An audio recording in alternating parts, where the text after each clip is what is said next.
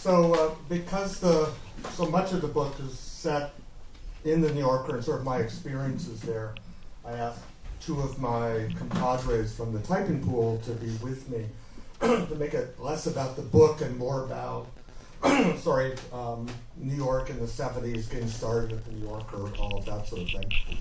So I thought we'd started off, I'll read a little from the book. The way the book's constructed is it's about it's a novel, but anything about the New Yorker in it is pretty much me as I remembered it, even though the protagonist of the book is named Cole instead of Bob. Like him, I did get this great inexpensive apartment in East Village, and in the course of the novel, a lot more interesting people moved into that building on East 11th Street that ever happened in real life, hence it's a novel. So a lot of the action and the whole punk scene is going on at the same time. Obviously, it's 1976. It's East Village. CBGB's is 8 minutes away. In the book, there's a mixing of this uptown literary world that Cole falls into working at the New Yorker and the whole punk scene percolating around him. And indeed, if anybody's curious where the title comes from, it's a phrase that Cole, the writer, comes up with for the band that is formed by people in the who are living in the building with him and some other people. So it's the name of a punk band that does okay. And it also perhaps has some metaphorical implications, but I'm not really aware of those. Billy told you a little bit about me, which you'll hear again, because I'll read the first few pages of the book, and then two sections of my Cole's/my experience at New York.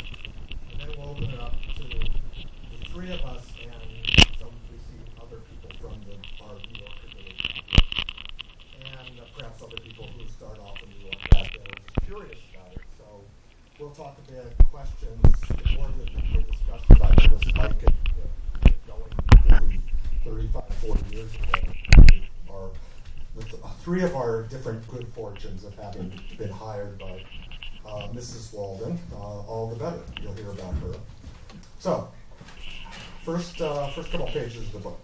In 1976, when I was 25, I moved from my father knows best Los Angeles suburb to Ford to City, drop-dead New York.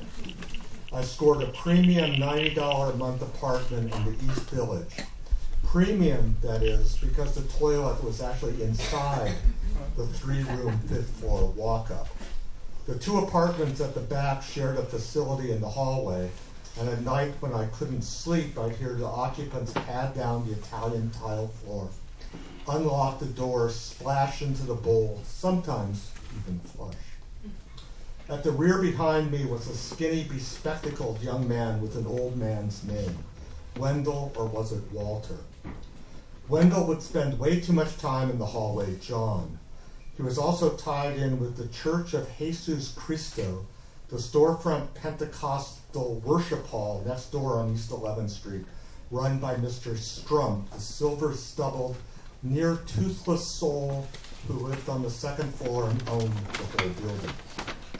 Next to Wendell, or Walter, was a retired Eskimo seaman who spoke no English. He peed like a fire hose. All else I knew about him was that he never said hello, just grunted in the hallway, and that he welcomed a bone-thin junkie prostitute to his place a couple times a week. After I'd been living there for nearly a year, the worst smell I'd ever come across suffused the narrow hall. So vivid and unexpectedly dark in its implications, I gagged and nearly threw up. And later that day, the Eskimo was carried out in a heavy black rubber bag by two gray uniformed men. Late that night, I heard a loud mewling from behind the dead Eskimo's door. I didn't know he'd had a cat, but a cat was sure making a desperate ruckus now. I went down and knocked on Mr. Strump's door to see if I could get a key. He was in a yellowy white nightshirt down past his knees and looked bemused by sleep. But when I mentioned the cat, he fetched a large ring of keys and led me back up to the 5th floor. Inside the door was a skinny, taut-jawed gray tabby with pale purple eyes and a profoundly wary face, a sharp, hard-knocks New York City cat. I was immediately intrigued, yet when I reached to pick him up, he hissed at me, then swatted my hand with his paw. Hungry, I figured. I opened up the Eskimo's refrigerator, but immediately shut the door on the rotten, gassy smell that flooded out. I had fresh milk in my place and cans of tuna fish. I'd recently read a financial book that said stockpiling cans of tuna when they were on sale was the best investment you could make. And hey, it was a move I could at least afford. Then I went and got the food. When I got back, the cat was settled in Mr. Strump's warm hands, body stretched over his chest, his head turned back, those savvy eyes gazing at me. I fed the cat, he immediately calmed down. I found that surprisingly satisfying. The thing was, I'd been seriously allergic to cats since I was a boy, and I told that to Mr. Strump. He shrugged and muttered, "What would one more matter?" When I paid my rent, I found his place crawling with cats, probably close to a dozen. "You sure?" I said. Part of me wanted to give the cat a try, but I could already feel my nose sniffling up. He nodded, locked the apartment door, and that was that. Pause, first, second, the next one. A week later, Slater Martin moved in. Slater's the guy who later in the book forms a punk band that other people gather around. So he's part of the mixture in this book of disparate souls. But again, since it's kind of New Yorker night, I'm skipping ahead about how Cole, i.e. me, got hired at the New Yorker. Here's how I got the gig. First off, I had to get to New York City from LA, a kind of crazy story. Post-college Europe trip, first stop Spain, going for a gazpacho with a lovelorn Oxford dropout named Mary living in my pension in Madrid, and hearing how much she missed her anti-Franco beau up in the hills working on the revolution. A later meeting with Mary and her mother in England, she had dropped the boyfriend, decided to return to Lady Margaret Hall, and offered to, quote, come be a writer, quote, in their guest house in Connecticut. A 3-day stone drive across the country with a guy I found on the UCLA ride board, 2 months in the country outside Hartford, then displaced by relatives, finally down to New York City all on my own. July 3rd, 1976, the next day was the bicentennial. I wandered the city, took in the tall ships on the Hudson, crowned the evening hearing Leonard Bernstein conduct for free in Central Park. I lucked into a sublet in the East Village, celebrated video artist, offered 2 months in Europe, silver lame shoes in the closet, first Donna Summer LP I played, then a latent desire for a, quote, serious writer's, unquote, typewriter sprang up when I saw an ad on a board at St. Mark's Books offering an IBM Selectric for a mere $100. No phone number, just an address, 340 East 11th Street, apartment 15. I still remember walking into the tenement building, no lock on the downstairs door, thinking, wow, people actually live like this? Knock on the door, no answer, and leaving a note. A phone call from the guy a couple days later, loping up the 5 flights of stairs, a quick deal on the Selectric, and, oh, by the way, my boyfriend and I are moving to Miami. Think you might need an apartment? So there I was, living in New York City, August, hot and humid, my ambitions flying, but no work. I did get a job entering backed up insurance forms into a primitive computer, but that was only temporary. Somebody I worked with recommended an employment agency. Who knew? I signed right up.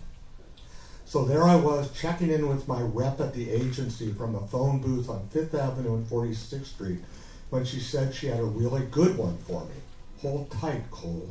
It's the New Yorker. To my eternal shame, I simply shrugged. Remember, as a dumb Los Angeles kid, I'd never read the magazine.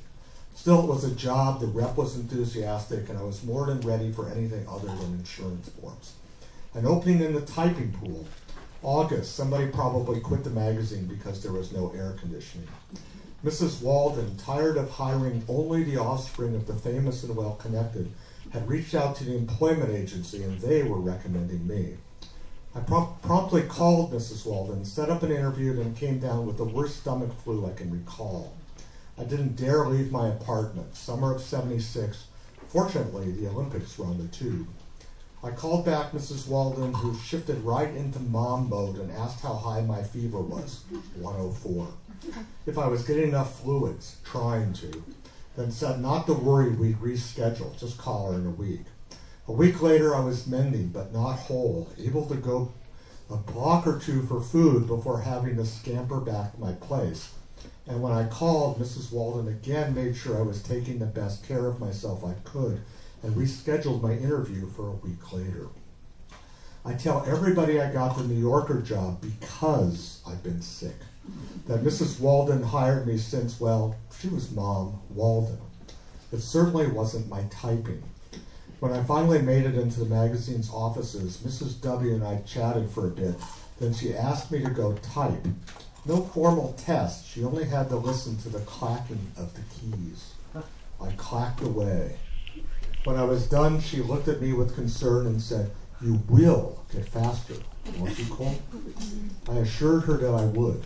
I did, and I got the job, thus starting my thrilling, lonely, exalted, miserable, striving, lovelorn first year in Manhattan.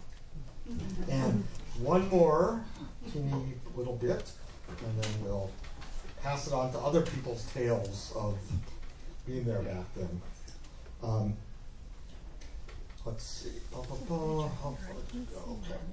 There was a lot about working at the New Yorker that was like being back in the 1940s and 50s, and not just lunching at the Mary Elizabeth Tea Room. I don't know if anybody recalls it, but in the book there's this place on 39th Street called the Mary Elizabeth Tea Room, for real. And instead of going out for Chinese, I used to think I would go out for 1940s food. You know, sandwiches with the crust cut off and stuff like that. It was fabulous. Anyways, in James Thurber's old office on the 19th floor, ink doodles of his on the wall. Yes, the New Yorker was a place that if you were a genius, you could draw on the walls.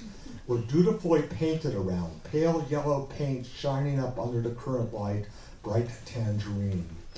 Old guys who'd hit their prime in the 30s and 40s still shuffled about, like Rogers Whittaker, a red-nosed Santa Claus who still wrote talk pieces under his nom de train, E.M. Frimbo, and the always delightful Philip Hamburger, who was actually friendly to us typing poolers. The most mysterious denizen of the 20th floor was the great essayist of New York City, Joseph Mitchell. As I already mentioned, Mr. Mitchell would come in every day about noon, usually wearing a 1940s fedora and a tan Burberry's raincoat. I wanted one. Wanted to be a real writer in the Bogart mode. Just couldn't afford it on my $90 a week. And silently went into his office and shut the door. Mr. Mitchell hadn't published a piece in the magazine since 1965, but sat in his closed-door office dutifully until 5, when he'd say goodbye to the receptionist, sometimes me, sitting in, and leave till the next day. The New Yorker was that kind of place. Except that the movement toward a union was heating up. The word was Mr. Shawn was too upset to speak, though his subalterns were negotiating. Even I could feel the silent, rampant fear that the ill-paid whippersnapper underlings could destroy the magazine's special magic. There was a special magic, no question. I've never not said it was an honor and a privilege daily to be buzzed through the 20th floor door. And with my $90 a month East Village apartment, I was getting by. Part of me loved the old-time quality of the place and my life there. We had read E.B. White in elementary school when our teacher would pass out order forms for scholastic books, and consulting with Mom, I'd get to pick out half a dozen or so. I remember a few days more exciting than when the teacher opened class with, "Children, your books have arrived." E.B. White, with Charlotte's Web, was one of the gods of mid-1950s scholastic book orders. And there E.B. White was, walking the office floors in his own fedora and raincoat, stopping off on his way from Maine to Florida for the winter. "Can I help you, Mr. White?" I asked him once. He was standing silently in the main lobby, looking distinctly bemused in a suit and tie, as if though the offices looked the same, they were not his New Yorker. And who was this 20-something kid in an untucked sports shirt and jeans doing here anyway? No, I'm fine, Mr. White answered softly, not wholly convincingly. Thank you, though, for asking. To me, most of the time, from my boring San Fernando Valley suburban upbringing, working at the New Yorker, just hanging in its offices was like being in an extraordinary theme park, an intellectual's Disneyland. And there E.B. White was, a historical equivalent of Walt, walking the old halls, recalling all the dark careers and booze-hardened souls that had gone into making the place, creating what was mostly dreamy history to all us ill-paid 70s kids now. I loved that dreamy history, which was one of the reasons I didn't rush to CBGBs and clubs like that when I first hit New York. But there was another reason. I'll finish up this section. That's another reason. I'd actually seen proto-punk local bands like Love and the Seeds at the Valley Teen Center, of all places, me trying to pick up girls in high school, those venerated 60s combos grabbing a couple $100 for playing the San Fernando Valley Rec Center. And I'd listened to a lot of the rest of the inspiration for punk, Knickerbockers, Electric Prunes, The Leaves, on AM radio all through high school. All that down the street CBGB music blasting away the creepy mid-70s radio group, ELO, Foreigner, Yes, was not that new or radical to me. The Cramps and the Ramones learned a lot of what they knew from Lenny Kaye's Nuggets LP from '72, and on that double LP were the bands I grew up with. Maybe I'm making excuses, but the true fascination for me, the most radical change from where I came from, was right here in New Yorker land, hoping to chat up E.B. White, taking in the Thurber sketches, helping in my small way to put out the perfectly mannered columns of Adobe Caslon type that streamed through each week's rich pages. I loved the New Yorker, still do, yet a few more bucks in my pocket wouldn't have hurt. To that end, the union thing kept rolling. There was talk of an upcoming vote portrayed by Sean as a radical stake through the heart of everything we all love, and by my cohorts as simple justice. As before, I was still too fresh and lowly to help in negotiations. I just got news and rumors and remained a bit ambivalent, too. Anyways, and that's it for the book. Thank you very much. So as I said, I got there first. I was the second male hired in the New Yorker typing pool. The first one was a guy named James Kaplan who sold a very long piece of fiction to him, made enough, quit, and traveled around the world, which immediately became my ambition. He's the guy who just, over the last few years, has published a double huge biography of Frank Sinatra. As I like to put it, I broke the glass floor, helped break the glass floor at the New Yorker. And actually what happened, so I was just telling Barbara, was I did sell a little poem to the New Yorker. I made $75, but I was so fired up with this James Kaplan ambition that I got Mrs. Walden, our boss in the typing pool, to okay a 6-month sabbatical, and somehow came up with the money to go travel around the world, and somehow got my job back. She guaranteed your job before you left. That's it was amazing. a sabbatical. Yeah. It was just go. Yeah. So I believe when I came back, you guys I was there. come. Yeah. So there was kind of a generational switchover. You'd remember because Yeah. when I started, was it Claire? Yeah. Mrs. Walden's assistant, She and it was very different. But afterwards, it was the real youngins. Had See, taken Bob's over. a lot older than Lois. Just and me. vastly. Anyway, so they have their own tales. Yeah. Well, I wanted to ask you a little bit about the book first and what it was like to write it. You know, a lot of novelists avoid or try to avoid writing what people will see as autobiographical for fear that they'll think it's all true, that the whole book is true and that it's not crafted, that it's, not fiction. So what was it like what made you decide to write this book at this stage of your life? Well, the books I've been writing are what I call musical fiction. They're set in musical times and places, and I hope tell good stories around them. And the first one was set in Memphis in the 50s, which I wasn't part of, even though I did get invited down to give a talk about that book at the Southern Folklore Center, and sat beneath a banner that read "Meet Southern Authors," which I thought was ridiculous but cool. Is it beat Southern Authors or meet Southern? No, it wasn't a game. So I've covered various musical worlds, and the idea of writing something about the punk scene, I think, first got me interested in this. Yeah. And then that led to, and I happened to live there during it. And my dark, true secret is I actually never went to CBGBs. As I kind of hinted when I just read, I really wasn't into that kind of music, and I didn't even know what was going on, and I was so excited to be part of the New Yorker and go to parties and be John Updike or Kurt Vonnegut or something. That was like enough. So the fiction all comes in from me trying to imagine what it'd be like if somebody like me had gotten very much involved in it. I see. Plus the New Yorker stories were good. I mean, pretty much everything I told you is kind of true. That's how I came to New York. That's how I felt there. It pretty much rang true to my experience. We did start a few years apart. But I remember there was an air conditioner in the room, actually, over by Kathleen. There It wasn't there. It was on There was top. a window. Yeah, there was a Right. window and it was on Did it top. work very well? It worked. All right. Well, I need a better fact checker. That's okay. And also one funny thing that Bob says in the book, or that Cole talks about, is that it felt like people in the typing pool did 1 hour of work a day. That's true.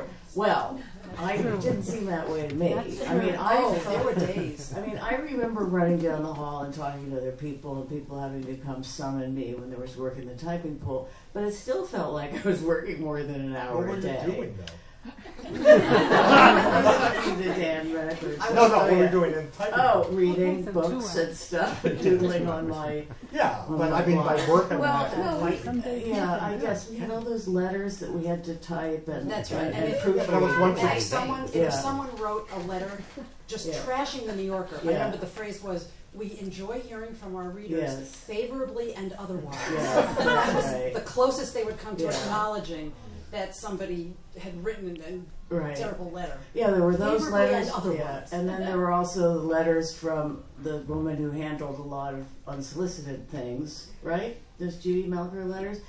And she had answers that were sort of number 1, 2, 3, 4, and she would say 19, and that would be a certain kind of letter that we had to write. Yeah, we did. But it was work. You had to have a carbon and another piece of paper. It was work. It Yeah, was we had to labor type intensive. Well, and then you had to file it in a filing cabinet.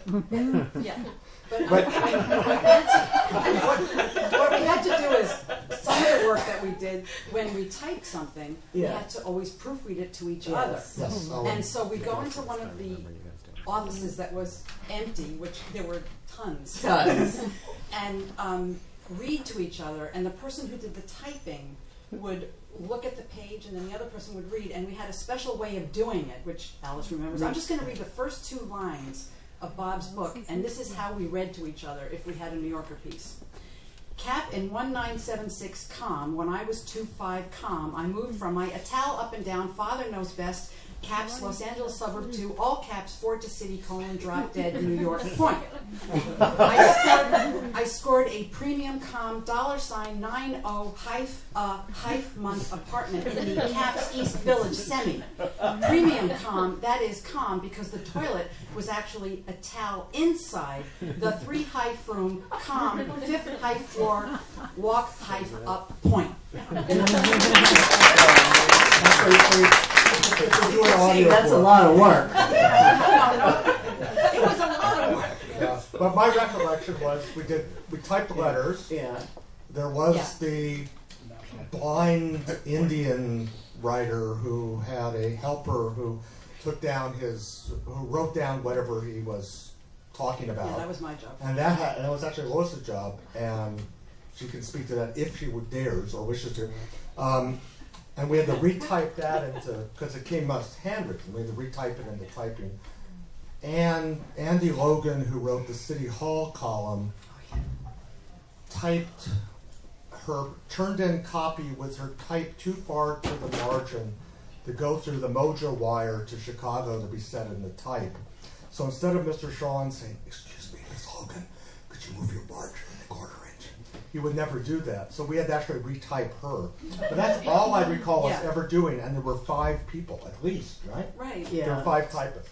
And the letters would come up once a day. So it added up to about an hour of typing. Okay. But one of the great things about being there, I mean, it was complicated because it was in an infantilizing atmosphere to be in the typing pool, but it was also liberating, and there was great opportunity in the sense that you got to meet a lot of people around the magazine. You got to fill in at other jobs around the magazine when people were at lunch or on vacation. I got to fill in for William Sean's secretary a number of times. And not that anything particular happened. I did secretly look up some writers' addresses who didn't want their addresses. Salinger? Yeah, didn't do anything with it. But no, and I got to answer letters from readers at a certain point, and it was a way of just getting to know people and getting known in case you wanted to try for some other job there. So you could learn a lot, but it was a strange atmosphere because our boss was very maternal in a lot of ways and quite wonderful. We all, many, many years later, we all have very vivid memories of her. But it was infantilizing, and you didn't, you had no real responsibility. And in fact, what she would always tell you is that you weren't going anywhere there, and ambition was frowned upon. And you weren't going anywhere for the most part. There weren't very many jobs. Nobody left the New Yorker. And it was a small place, and you couldn't count on having a career there. So it was, for me, it was a little different because all I wanted to do was write fiction. That's how I was too. I did like crazy. I would sit at my desk and type away, and I would. When I finished writing something, I think this is part of it in the book too, but I finished writing something, I'd figure out where to send it to, because it was back in the mail days. I'd take New Yorker stationery and write a cover letter and put it in a New Yorker envelope. By the way, if I were your superior and I found out you were writing these letters on New Yorker stationery, I would have stopped it. A stop would have been put to it. That didn't happen, and I was an employee. Well, speaking to what Nancy said about going to different parts of the magazine, that could be fascinating. I did have a very strange experience in one instance where I was filling in for the receptionist at the 20th floor, which is where you just sit in this little booth and you answer the phone. You say, "Hello, New Yorker, 20th floor. How can I help you?" And you do that. And so I was sitting in that little booth, and Lillian Ross had her dog with her, a little apricot poodle, little jittery little poodle named Goldie, and she put the dog in this booth with me, and it was about this big. And the dog was howling nonstop. And I had to answer the phone. And I couldn't let the dog out. I couldn't let it run around the hall. So I'd answer the phone, "Hello, to New Yorker," and people would say, "This can't be the New Yorker. This can't be who did I reach? Who am I calling?" And I say, "No, it's the New Yorker." And the dog is howling. The dog is howling. This goes on for an hour, and she comes back and she picks up the dog and says, as way of explanation, "Goldie is having a hysterical pregnancy." By the way, Goldie was long past menopause.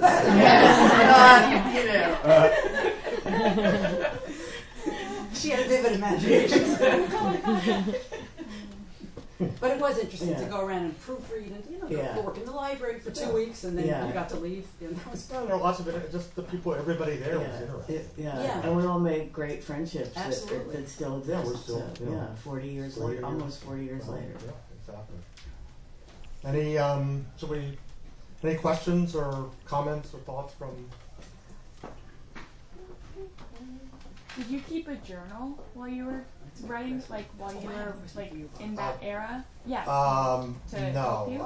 It's one of those things I used to feel terrible about, that I wasn't a journal keeper, but it was one of the things I just couldn't. So these are all just memories that you had? Yeah, probably. Yeah, memories and stories. You told a bit because they were good stories. or so on. But yeah, it's funny. Never have a journal. I wish I had too, in a way. Yeah, no, but I don't have one either. But Bob, I have a question for you. The other book about a young man who worked at the New Yorker. Oh yes, that one. Okay, I was I wondering mean, the if one that, that made a lot of money. for your somebody. book is better. But Thank you. but did you think of that at all? Did that come to your mind? Does everybody know what we're Bright talking Lights, about? Big City, Jay Morgan, because Okay. that was written more at the time he, got fired. Oh, he got Yes. fired. Yeah, I mean, I didn't know Jay McNally. He was hired as a checker, Yeah. and he probably was on coke all the time. Well, If you I believe mean, it. I guess I I didn't know know him a little bit. I got his job in the checking department when he was fired. He wasn't there very long. He was only there for about a year. I He was think. he seemed to be a total unfriendly person in the non-vernacular. Unless you were a girl. Well, he was kind Unless of a you were fuck a up, girl. I think is the word. Unless you were a girl. Yeah. That's why you didn't know Okay, her. well, Yeah. I do give him some props though for getting fired from the New Yorker magazine and turning it into a Yeah. writing career. Right? First of all, it takes a lot of talent just to get fired from the I in think those he was days. Now it's a virtually the little only easier. person who ever It became did. easier right? over time once Tina Brown got there. But you but- had to really work at it to get But fired. back to your question, until Lois asked me that last week, it never crossed my mind. I hadn't thought of that book since I read it when it Yeah. came out. Although it was sort of cool because everybody in the book, I knew who they were because they, Right. Yeah. as did those of us who were there. Yeah. That was a real Ramona Clef. And there's not many people in my book that are real people whose name I changed. I mean, the people I referred to on the 1904 with us, Yeah. Philip Hamburger, Right. Joe Mitchell, were real people. I'm referring to them.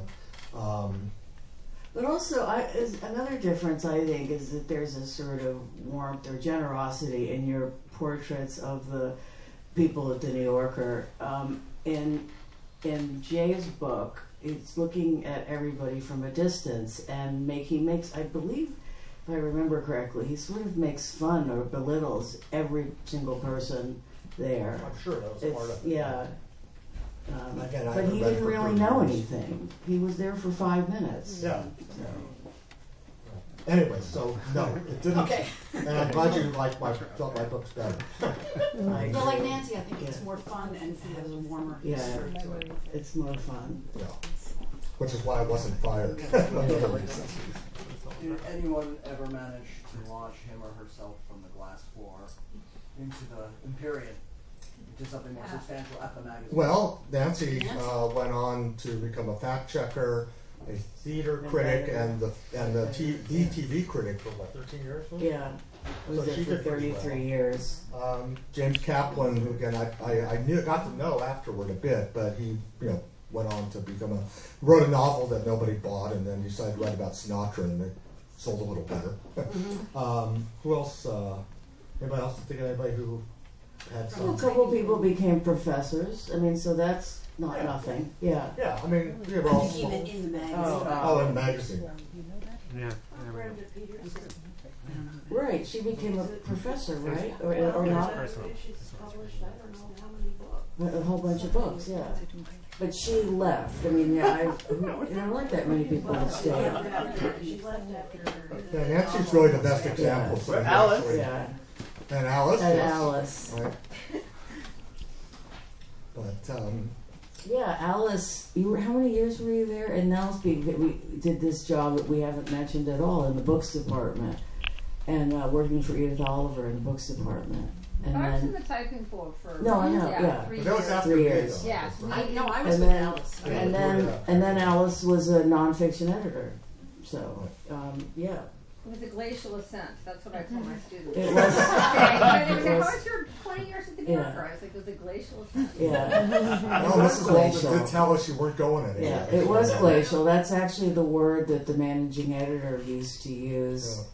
when you would go in and say, "Do you think there will ever be another job for me here?" And he says, "Well, it's the progress here is glacial." Really? Yeah, That's the official term. that's what Bob Bingham. Yeah, Glad I never went Sarah it. Spencer started as Oyster Secretary. That's right. She and she became head of checking and then an editor also. Yeah, it's just we're forgetting, but it's good to. We're probably forgetting someone else too. I was there for 6 years, and as I always put, the first 2 I truly could not believe they opened the door for me when I came back from lunch. The second 2 was great, and the third 2, I was getting a little antsy. Yeah. Like, what am I going to do? And I didn't want to just go leave, so I somehow finagled a job as an associate professor at a prestigious college in Pennsylvania. So I like to say I'm the only person you'll ever meet who went from being in effect a secretary to an English professor overnight. Yeah. That's what got me out finally. Is that Carlisle or Dickinson? Dickinson, yeah. And I did that for a year. It was a sabbatical feeling. Yeah. So, there you go. Yes. Did anybody got any stories about either Brendan Gill or Henry S.F. Cooper Jr.? Well, we all knew them. Brendan Gill wore a cape everywhere he went. He did? That was impressive. You never saw him. I remember the purple baseball cap in later years. Oh, I remember him floating across the streets of the Algonquin in a cape. Yeah. You know, I mean, like an opera cape kind of thing. He walked very fast. He was always going somewhere. Yeah, he was just going somewhere all the time and walking very fast and filing copy. As they say, and filing copy that was letter perfect. Also, it could go in the magazine without editing if it needed to. Which was not true of Henry Cooper. Yeah. I thought of one more launch, not in the magazine. Well, yes, in the magazine, Mary Norris. Oh yes, of course, absolutely. Mary started out as was she a collator or was she right off the bat at a? Was she collating? That's right. She was in the library. Yeah. Well, Mary, in a way, is the most spectacular example, actually.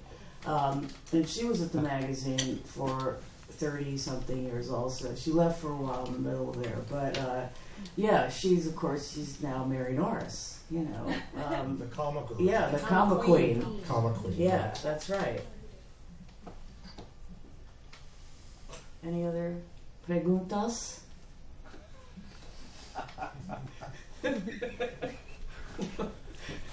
See? Okay, this comes out of personal experience with the New Yorker from the other side of things, but did they actually have fact checkers at all? What? Yeah. Oh, yes. The reason I ask this is that I was with a theater company back in the 1990s, from which had been founded in the 50s, from which another company had been spun off in the 80s. The New Yorker published an article about that other company. What's the company's name? The Gilbert and Sullivan Light Opera Company of Long Island, that spun off a company that did Gilbert and Sullivan in Yiddish. Both companies still exist to the present day. The significant point here is how they did an article on the Yiddish company, which said that it had originated in the Gilbert and Sullivan Light Opera Company of Long Island, which had gone out of business shortly thereafter. Now, I called them and said, you know, this isn't right, you should run a correction. They said, we don't run corrections. I said, why don't you run corrections? We have a very elaborate fact-checking department, and we don't make mistakes. Well, that's just ridiculous that somebody said we don't make mistakes, but mistakes were made all the time, constantly. We were in the telephone directory. We were written about in newspapers. They can't have checked it all. This took the word. Well, yes, but to answer your actual question, yes, there actually is a checking department. But yeah, no, people make mistakes all the time. I mean, I can think of a few that I made. I was once checking a piece about the Olympics. I think it was by E.J. Kahn. And he was talking about some skating race, and I didn't catch it, but I left it in something like a 10,000 kilometer skating race. And also, I checked a talk piece once, and the writer had misspelled Letitia Baldridge's last name, and I didn't catch it because she had a very unusual spelling, Baldrige. And it went into the magazine, I don't know, something like 20 times in this piece, spelled incorrect. And I actually checked it. I looked at it and looked it up, and I didn't see it. Yeah, but this is a New Yorker fact checker. She could sit here right now and tell you every mistake. It's indelible. Yeah. No, it's true. It's horrifying. Maybe you had Jay McNally, who was Yeah. No, but you know, stuff did slip by, and occasionally, I'm sure there were times They when. did run errors too, but only probably for major things. Yeah, for major things, but yeah, sure. I'm sure there was some cutting of corners every once in a while. If someone was in a rush and they didn't make a particular phone call, and yeah. Okay, so there. Alice? But I was just going to say, to give you an example of the opposite of that, is that when I was quite young at the New Yorker, I wrote what was called a notes and comment, but it was the first thing in the magazine, and it was very frivolous. You know, it was really about buying some balloons. And the head of the fact-checking department at the time, Martin Barron, checked it, and I had made a comment about how when I had gone down the street in this particular street in the village, I had pulled my balloons down so that they wouldn't possibly get popped on the low branches of the trees. And he was like, you know, now can you tell me, like, which street in the village was this? And are you sure that your balloons, if you had been holding them at a normal height? So, I mean, it was actually quite a lot of, and it would never have mattered. Like, this is something that wouldn't have mattered, you know, and even some things where you're like, really, you know, but it was quite. I heard they would fact check poems. They did check. Yeah. Oh yeah. Yeah. And it's like, cartoons we should break covers. We could all hang out and talk. We have food and drink and everything. And books for sale, which Billy would love to have you buy. But as I tell I teach, like, for 30 years I've taught fiction at the New School, and as I tell my students, somebody was once walking by a fiction editor's office and saw him try and jump up on a table from the floor. I thought that was crazy. And they said, "What are you doing?" He said, "Well, somebody in the story I'm editing jumps from the floor up to the table, and I just wanted to make sure it was possible." Yeah. So here you go. Tony, finally. Sometimes the older editors had trouble adjusting to newer lingo. Someone wrote a story about some streetwise kids, and that was edited to on the sidewalk. Another story talked about a party at which people were passing around a joint, and it came back with the query, was that a joint of meat? Oh, yes. The 50s become the 60s. Yes. Okay. Anyway, thank you all.